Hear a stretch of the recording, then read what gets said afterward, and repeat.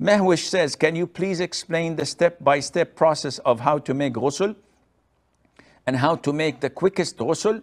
Can we do quick ghusl if we want to purify ourselves from menses? The answer is yes. Ghusl is one, which is to intend to uplift the major ritual impurity by covering your whole body with water and turning the water in your mouth and rinsing your nose.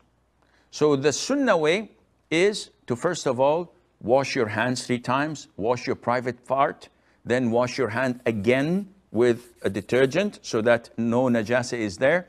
Then perform wudu, normal wudu, with the exception of the feet, don't wash them.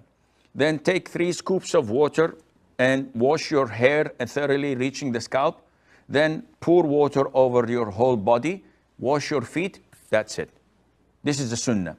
The other way is just simply take a full shower that cleans your body with rinsing your mouth and nose.